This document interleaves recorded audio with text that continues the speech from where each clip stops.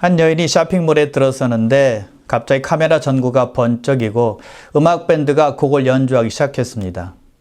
몰의 매니저가 그 여인에게 다가와서는 그녀의 옷에 코사지를 달아주었습니다. 그리고는 새 지폐 100불짜리 한 장을 선물로 그 여인에게 주고는 이렇게 말을 합니다. 우리 몰에 들어오신 100만 번째 손님이 되셨습니다. 축하드립니다. 그때 바로 옆에 있던 기자가 이렇게 질문해요. 오늘 이 매장에 왜 오셨습니까? 여인이 대답을 해요. 따지기 위해서 커스터머 서비스로 가는 중이었습니다. 그 여인이 즐겁게 쇼핑하기 위해서 이 몰에 들어왔더라면 참으로 좋았을 텐데 불만을 토로하기 위해서 이 몰에 들어왔던 것입니다. 지난주에 민수기 11장을 보았는데요. 이스라엘 백성들이 불평을 했습니다. 재앙도 물론 받았고요. 근데 오늘 살펴볼 민수기 12장도 역시 불만한 사람이 있었습니다. 다름 아닌 미리암과 아론이었습니다. 이스라엘 백성들의 불평, 불만은 아직 끝나지 않았다는 것이죠. 오늘 이야기는 이스라엘 백성들이 하세롯이라는 곳에서 있을 때 일어난 일입니다. 자, 12장 1절인데요. 모세가 구스 여자를 취하였더니 그 구스 여자를 취하였으므로 미리암과 아론이 모세를 비방하니라. 모세가 구스 여자와 결혼했기 때문에 미리암과 아론이 모세를 비방했다라고 말씀하고 있습니다. 모세의 아내 때문에 두 사람이 불만을 품은 겁니다. 자, 미리암과 아론이 모세에 대해서 불만을 품었는데요. 모세를 비방했는데요. 그 비방을 주도한 사람은 누구였을까요? 미리암이었을까요? 아니면 아론이었을까요? 오늘 본문에 보니까 미리암과 아론이 비방했다라고 말씀했지 아론과 미리암이 비방했다라고 말씀하지 않습니다. 그렇게 보면 미리암이 이 비방을 주도했다라고 짐작할 수 있는 것이죠. 그리고 아론은 성격상 자기가 주도적으로 앞장서서 무엇을 저지르는 성격이 아닙니다. 누가 말하면 거기에 동조해서 따르는 스타일이기 때문이에요. 금송아지 사건에서 보면 우리가 잘 알 수가 있습니다. 이스라엘 백성들이 아론에게 인도할 신을 만들어 달라고 말을 하자 아론이 아무 말도 안 하고 그대로 만들어주지 않았습니까? 아론이 남의 말을 잘 따르는 사람이었기 때문에 미리암이 목청을 높여서 모세를 비난하자 아론이 그대로 따랐던 것 같아요. 그리고 그 일로 인해서 벌을 받은 사람은 아론이 아니라 미리암이었다는 것이죠. 그래서 이 비방하는 일에 아마 주동자는 미리암이었을 것이다 라고 우리가 볼 수가 있는 것입니다. 자, 지금 비방에 대해서 살펴보고 있는데요. 우리가 누구로부터 비난받을 때 즐거울까요? 과연 좋아할 사람이 있을까요? 없을 겁니다. 우리는 보통 듣기 좋은 소리 또 칭찬의 소리를 듣길 원합니다. 듣기 싫은 소리는 정말 좋아하지 않는 사람들이에요. 만약 우리가 누구에게 비난의 말을 들으면 얼마나 상처가 됩니까? 기분 나쁘기도 하고요. 자존심 상하기도 하고 아주 큰 고통에 빠질 수도 있는 것입니다. 그래서 어떤 분들은 누가 싫은 소리 한마디만 해도 몇 날 며칠을 곱씹으면서 힘들어하는 분들도 있습니다. 그래서 비난의 소리, 싫은 소리 좋아할 사람은 아무도 없다는 것이죠. 그래도 나와 친하지 않은 사람, 나와 상관이 없는 사람이 나를 비난하면 그래도 참기가 좀 수월합니다. 그렇게 힘들진 않아요. 근데 나와 가장 가까이에 있는 사람이 나를 신뢰해주고 나를 지지해 주었던 사람이 나를 비난한다. 그럼 굉장히 고통스러운 것입니다. 모세가 바로 그런 경우였어요. 그를 비난한 사람은 바로 그의 가족이었다는 것이죠. 미리암과 아론이었습니다. 그의 친누나였고 친형이 자기를 공격했던 것입니다. 또한 미리암과 아론은 그의 믿음의 동료들이었어요. 모세를 도와서 이스라엘 백성들을 가나안 땅으로 인도하기 위해서 늘 함께 했고 함께 수고했던 사람들이었다는 것이죠. 한 팀이었다는 겁니다. 그런데 그들로부터 비난을 받게 된 것입니다. 모세는 백성들로부터 비난을 이미 받았습니다. 근데 지금처럼 아마 힘들진 않았을 거예요. 그때는 아론과 미리암이 모세 편에 서서 동정도 해주고 위로도 해주고 격려도 해 주었을 것이기 때문입니다. 든든한 지원군이 있었기 때문에 잘 참고 견뎌낼 수 있었던 것이죠. 어떤 때는 아론과 함께 비난을 받기도 했잖아요. 그런데 지금은 가장 가까이서 자기를 지원해주고 돕고 있었던 사람들로부터 공격을 받고 있다는 것입니다. 참으로 괴롭고 고통스러운 일이 아닐 수 없는 거죠. 예수님도 그랬습니다. 자기 고향 나사렛에서 환영받지 못하셨습니다. 가장 열렬하게 환영받고 지지받고 도움을 받아야 될 그 고향에서 예수님께서는 배척을 받은 것입니다.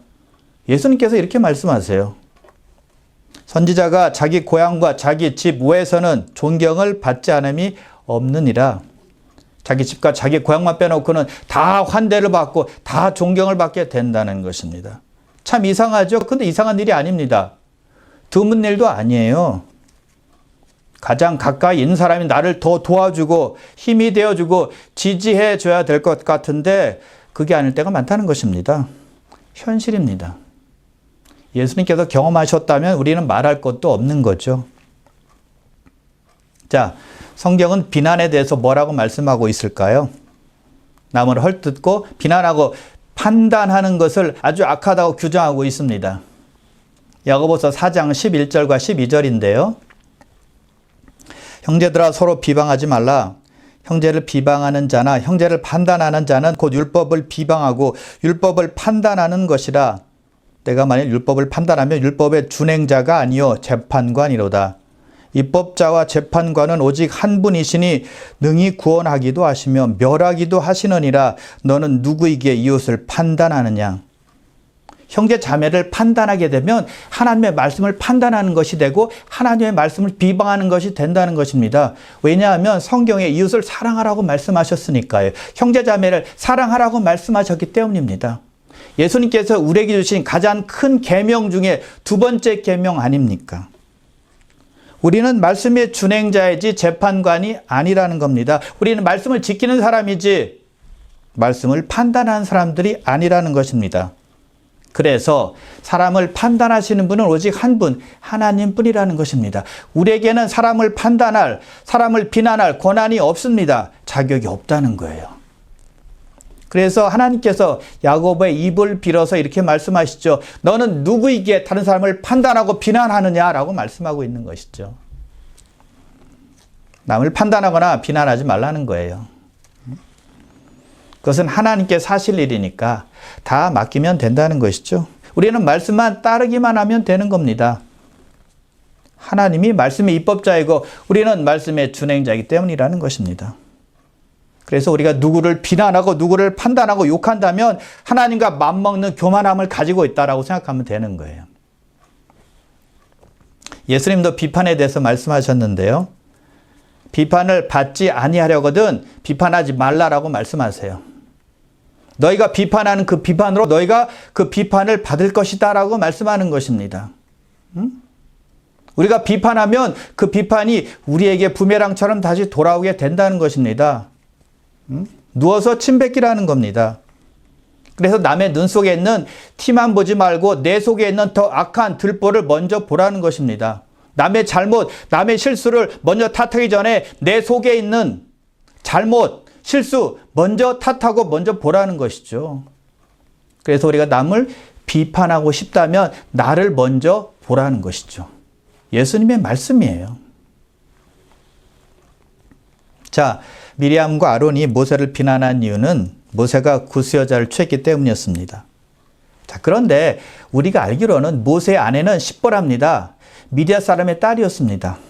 근데 여기서는 그의 아내가 구스 여자라고 말하고 있습니다. 구스 여자는 킹 제임스 버전에서 에티오피아 여인이라고 되어 있습니다. 또 어떤 학자는 동아프리카 출신의 사람이다 라고 말하고 있고요. 또 어떤 학자들은 이집트 가까이에 살았던 족속 출신이다 라고 말하고 있습니다. 분명한 것은 그 여인은 검은 피부를 가진 아프리카 여인이었다는 것입니다. 자, 그렇다면 모세가 십보라가 죽자 다른 아내를 또 취한 것인가요? 아니면 십보라가 살아있는데 두 번째 아내를 맞이한 것인가요? 아니면 십보라 가족이 아프리카에 살다가 미디안 쪽으로 이주해서 십보라의 아버지는 미디안의 제사장이 되고 모세가 애굽에서 도망쳐서 미디안에 도착하자 십보라와 만나서 결혼하게 된 것인가요? 그렇게 된다면 오늘 본문의 구스 여자는 십보라가 되는 것이겠죠. 그런데 성경에서는 정확하게 말씀하고 있지 않습니다. 그래서 우리가 판단할 일은 아니에요. 그래서 구스 여자, 그 연의 정체성에 관한 것은 그리 중요한 것이 아닙니다. 단지 하나님께서 결혼 상대자로 금하시는 인종이 누구인가 하는 것을 우리가 살펴볼 필요가 있는 것입니다. 하나님께서 금하시는 이스라엘 백성들에게 또는 모세에게 금하시는 결혼 상대자는 누구였을까요? 출애굽기 34장 16절입니다. 또 내가 그들의 딸들을 내 아들들의 아내로 삼음으로 그들의 딸들이 그들의 신들을 음란하게 섬기며 내 아들에게 그들의 신들을 음란하게 섬기게 할까 함이니라. 여기서 그들의 딸들은 가나안의 딸들을 말하는 것입니다. 하나님께서는 가나안의 딸들을 아내로 삼지 말라고 명령하셨지 그 외에 다른 여인들을 아내로 삼지 말라고 명령하신 적이 없다는 것입니다. 그래서 모세는 결혼하면 안 되는 여자와 결혼한 것이 아니었다는 거예요. 하나님도 이 일로 인해서 모세 아내에게 문제가 있다고 말씀하지 않으셨거든요. 모세는 하나님의 명령을 어긴 것이 아니었다는 것이죠. 자, 그렇다면 미리암과 아론이 비방한 이유는 다른 데 있다는 것입니다. 그것이 오늘 본문 2절에 나옵니다. 왜 비방했는지 진짜 이유가 나와요. 이렇게 두 사람이 말합니다. 여호와께서 모세와만 말씀하셨느냐 우리와도 말씀하지 아니하셨느냐. 하나님께서 모세와만 말씀한 것이 아니라 자기들에게도 나타나셔서 말씀하셨다는 것입니다. 무슨 뜻입니까? 자기들도 모세 못지 않다라는 것이죠. 자기들도 영적인 위치와 지위가 있다는 거예요. 이것을 쉽게 말하면 이런 겁니다. 너만 잘났냐? 나도 잘났다 이런 겁니다. 너만 리더냐? 우리도 리더다라는 것입니다. 너만 하나님의 택함받은 백성이냐? 나도 하나님의 택함받은 백성이다라는 것이죠. 그들의 의도는 아주 간단합니다. 모세는 그래서 교만하다라는 것을 말하기 위함이에요. 하나님께서 우리에게도 나타나셨기 때문에 우리와 당신과 비슷한데 왜 더 높아지려고 하느냐라는 거예요. 모세가 하나님과 말씀하시는 유일한 사람처럼 행동하고 있다는 것이죠. 교만하다고 비난하는 것입니다. 모세의 위치와 특권을 깎아내리는 거예요. 이유는 한마디로 시기와 질투 때문입니다. 모세 혼자서만 돋보인다고 생각한 거예요. 만일 하나님께서 자기들에게는 전혀 말씀하시지 않고 모세에게만 말씀하셨다면 그들이 이렇게 핏대를 내면서 모세를 비방할 필요는 없을 것입니다. 뭐 당연하니까요.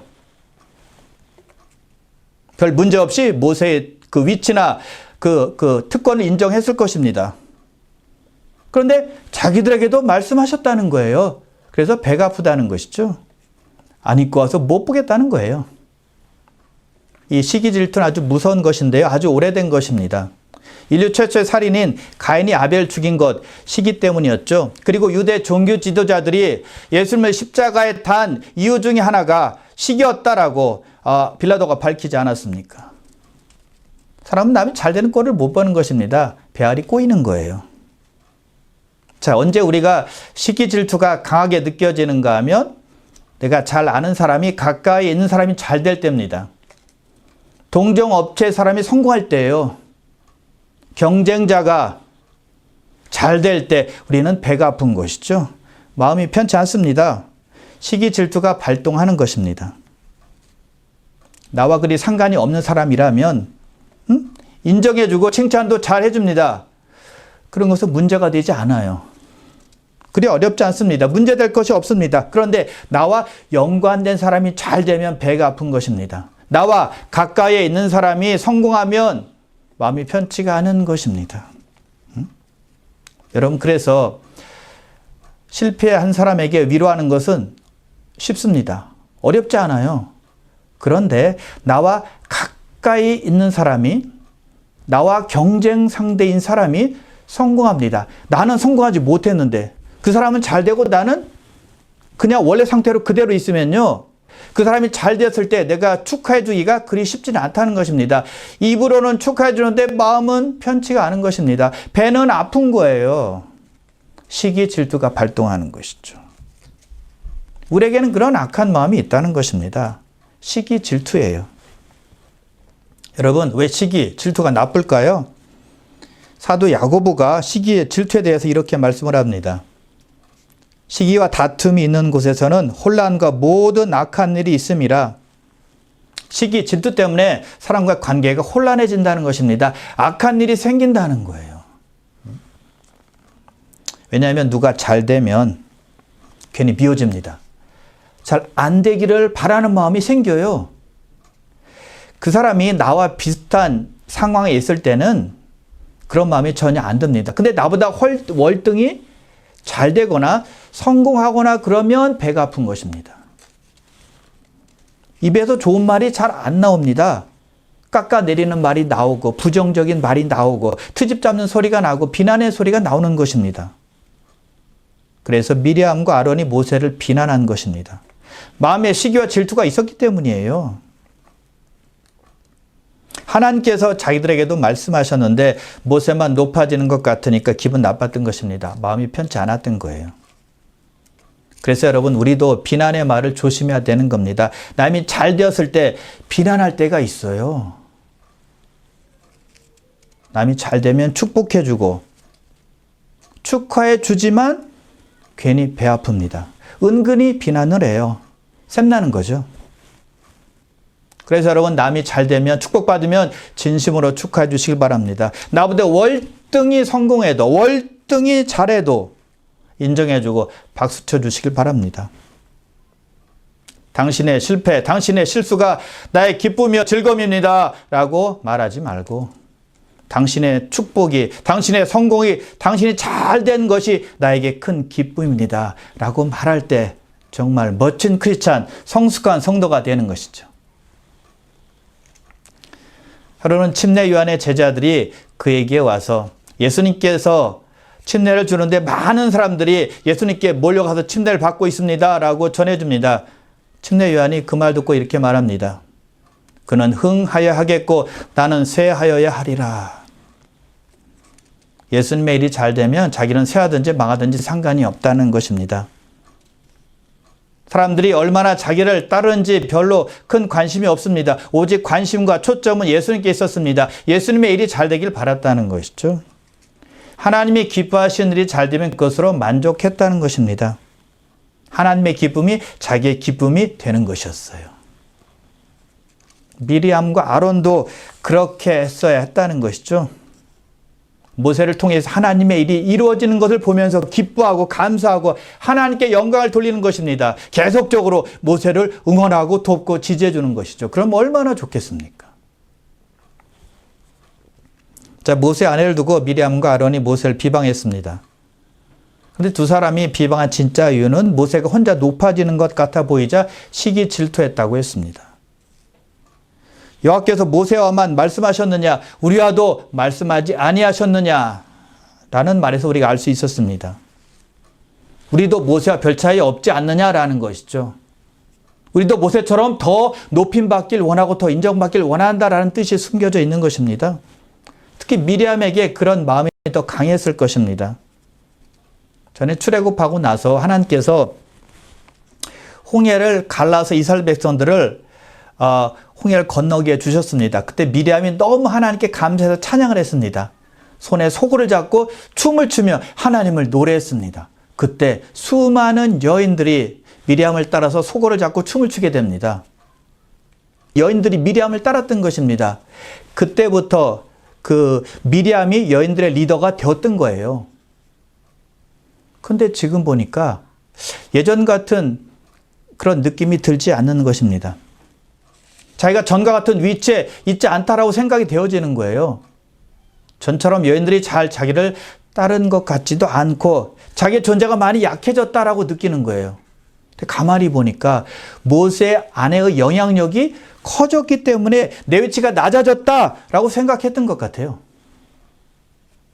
그래서 모세 아내를 핑계대면서 모세를 비방한 것입니다. 실은 자기의 위치를 높여달라는 호소였죠. 더 많은 인정과 더 많은 지혜를 얻기를 원한 것입니다. 그래서 미리암의 고민은 무엇이었는가 하면 여인들의 첫 번째가 아니라 두 번째로 내려온 것이 고민이었습니다. 자기가 가장 중요한 역할을 했어야 되는데 지금 그게 아니기 때문에 괴로워하는 겁니다. 그래서 모세를 비방하고 모세에게 호송하는 것이죠. 더 많은 지위, 더 높은 인정을 받게 해달라는 것이었죠. 여러분, 내가 꼭 1인자가 되어서 하나님의 일을 해야 되는 것입니까? 2인자, 3인자 혹은 10인자가 되어서 뒤에서 하나님께 영광을 돌리면 안 되는 것입니까? 절대 아닙니다. 바나바는 다소에 있는 무명이었던 바울을 데리고 와서 안디옥 교회에서 목회를 같이 했습니다. 그리고 얼마가 지난 후에 바울과 바나바가 선교행을 떠나게 됩니다. 그때 바울과 바나바의 위치가 바뀌게 되죠. 바울 1인자가 되고 바나바가 2인자가 되는 것입니다. 바나바가 돕고 인도했기 때문에 바울이 1인자가 되었다는 것입니다. 그래서 하나님의 놀라운 일들을 많이 하게 된 겁니다. 2인자 역할이 그렇게 중요하다는 것이죠. 교회에서 더 많은 2인자들이 필요합니다. 뒤에서 돕고 위로하고 격려해서 성도들을 세워줄 수 있는 2인자들이 많이 필요하다는 것이죠. 앞에서 인도하는 사람들도 필요하지만 뒤에서 돕는 사람들이 훨씬 더 많이 필요한 것입니다. 그런 2인자들을 사람들은 잘 모를 수 있습니다. 잘 안 보이니까요. 뒤에서 수고하니까. 그러나 하나님은 알아주시고 그들을 복 주실 것입니다. 자, 미리암과 아론의 비방에 대해서 모세는 어떻게 반응했을까요? 오늘 성경에 보니까 아무 말이 없습니다. 화도 내지 않습니다. 근데 성경은 이렇게 모세에 대해서 증거하고 있는데 3절입니다. 이 사람 모세는 온유함이 지면의 모든 사람보다 더하더라. 세상에서 가장 온유한 사람이 모세다라고 지금 말하고 있는 것입니다. 모세는 자기 아내에 대해서 비난을 받았습니다. 그리고 자기 옆에 있던 형 그리고 누이가 자기들도 하나님으로부터 말씀을 받았다. 하나님께서 자기들에게도 말씀하셨다라는 교만함을 가지고 있었습니다. 그것을 알았습니다. 들었어요. 그런데도 불구하고 아무 말하지 않았습니다. 다 참은 거예요. 자, 성경에서 말하는 온유함은 어떤 것일까요? 약한 것이 아닙니다. 수동적인 것도 아니고요. 수줍은 것도 아니고요. 용기가 없는 것도 아닙니다. 부당한 비난에 대해서 혀를 참는 능력이에요. 또 자기의 부르심이나 자기의 권위, 지위를 과시하지 않고 오만하게 굴지 않는 것입니다. 그런 겸손이 바로 온유라는 것입니다. 그리고 하나님께서 자신을 변호하시고 돌보신다는 믿음입니다. 그런 온유함을 모세가 그대로 보여준 것입니다. 여러분, 다른 사람 같으면 그런 비난을 받으면 리더 입장에서 좀 억울하지 않겠습니까? 화도 나지 않겠어요? 자기 아내를 비난하는데 가만히 있을 사람이 어디 있겠습니까? 응? 멱살을 잡든가 술을 내겠죠. 그게 분노할 것입니다. 그리고 자기가 리더인데 자기와 맞먹으려고 하는 사람이 두 사람이 나타난 거예요. 그럴 때 어떤 마음이 들까요? 보통 사람 같으면 떨기나무에서 하나님께서 콜링 주신 분이 부르신 사람이 나야. 형도 아니고 누이도 아니야. 하나님께서 나를 통해서 이렇게 놀라운 역사를 많이 일으키셨잖아. 직접 다 경험했잖아. 근데 왜 감히 지금 대드는 거야? 이렇게 하지 마. 다음에 또 이렇게 행동을 보이면 용서 안 할 거야. 이렇게 보통 사람 같으면 말했을 것입니다. 근데 모세는 아무 말 없이 다 참은 거예요. 하나님께 다 맡겼다는 것입니다. 특권이 있고 위치가 있고 능력이 있고 힘이 있었지만 참은 것입니다. 참아야 할 때 참은 거죠.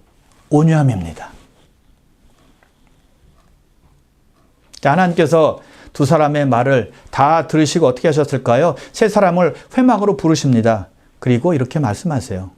내가 선지자들에게 말할 때는 꿈으로 환상으로 말했다. 그러나 내 종 모세에게 말할 때는 직접 대면해서 정확하게 비밀리에 말하지 않았다. 직접 그에게 다 말했다. 라고 말씀하세요. 즉 모세는 하나님께 특별한 종이었다는 것입니다. 그러면서 말씀하세요. 왜 내 종 모세 비방하기를 그치지 아니하느냐. 내 종 모세를 비방하는 것을 왜 두려워하지 아니하느냐라고 말씀하십니다. 그리고 나서 그렇게 진노하시면서 미리암에게 나병을 내리십니다. 그것을 아론이 보는 깜짝 놀라서 모세에게 간청합니다. 제발 살려달라고. 그러니까 모세가 하나님께 미리암을 살려달라고, 용서해달라고 간절히 구합니다. 그러자 하나님께서 은혜를 베푸셔서 일주일 동안만 진 밖에 있다가 다시 진영 안으로 들어오게 해주십니다. 회복시켜 주신 것입니다. 하나님의 은혜였습니다. 자, 미리암은 모세를 아주 심하게 비난했습니다. 그런데 모세는 그가 어려움을 당하자, 고통을 당하자, 병이 생기자 그녀를 위해서 간절히 기도했다는 것입니다. 여러분, 이것은 마치 예수님께서 십자가에 달리셨을 때 그 십자가에 단 원수들을 위해서 기도한 것과 똑같습니다. 저들의 죄를 사하여 주옵소서라고 원수들을 위해서, 자기들의 고통 준 자들을 위해서 기도했다는 것입니다. 그것을 모세가 본받은 것 같아요. 온유함입니다. 그런 온유함을 우리도 잘 배웠으면 좋겠습니다. 본받았으면 좋겠습니다. 여러분, 생각해 보세요. 모세는 금송아지 사건 때 참지 않았습니다. 왜 참지 않았을까요? 하나님의 영광이 가려졌기 때문이었습니다. 그런데 자기의 명예가 가려질 때는 아무것도 개의치 않았습니다. 상관없다고 생각했습니다. 그냥 넘어갔습니다. 하나님의 일에 관해서는 담대하게 목숨 걸고 행했거든요. 근데 자기가 비난받을 때, 자기가 상처받을 때, 자기가 어려움받을 때, 자기가 비난받을 때는 그냥 넘어갔다는 것입니다. 별 신경 쓰지 않았어요. 여러분, 우리하고는 많이 다르지 않습니까? 우리는 하나님의 이름이 욕을 얻어먹든 하나님의 영광이 가리든 별 상관하지 않습니다. 뭐 그런가 보다 그래요. 근데 우리 자신이 비난받을 때, 억울하게 욕을 얻어먹을 때 가만히 있나요? 들고 서죠. 들고 일어나죠. 여러분, 우리도 하나님의 영광과 하나님의 일이 잘 되어지기를 소원하는 저와 여러분 되시길 바랍니다. 그럴 때 우리가 남을 비판하는 것이 많이 줄어들게 되고요. 시기와 질투가 약해지게 되고, 그리고 억울한 비난을 받을지라도 참을 수 있는 능력이 생기게 되는 것입니다. 그러므로 사랑하는 귀한 성도 여러분, 우리의 주인이 되어주셔서 우리에게 본을 보이신 예수님을 깊이 생각하며 온유함으로 늘 승리하시기를 주님의 이름으로 축원합니다. 겸손하고 겸손하라, 겸손하고 겸손하라, 겸손하고 겸손하라, 겸손하고 겸손하라, 겸손하고 겸손하라, 겸손하고 겸손하라, 겸손하고 겸손하라, 겸손하고 겸손하라. 너 언제 넘어지고 쓰러질지 모르니 항상 깨어있어 마음을 지키라. 너 언제 길을 잃고 헤매일지 모르니 항상 주 안에서 늘 깨어있으라. 겸손하고 겸손하라, 겸손하고 겸손하라, 겸손하고 겸손하라, 겸손하고 겸손하라. 너 언제 죄를 짓고 방황할지 모르니 항상 쉬지 말고 기도하기 있으라 너 언제 미워하고 화를 낼지 모르니 항상 예수님만 닮아가길 힘쓰라 겸손하라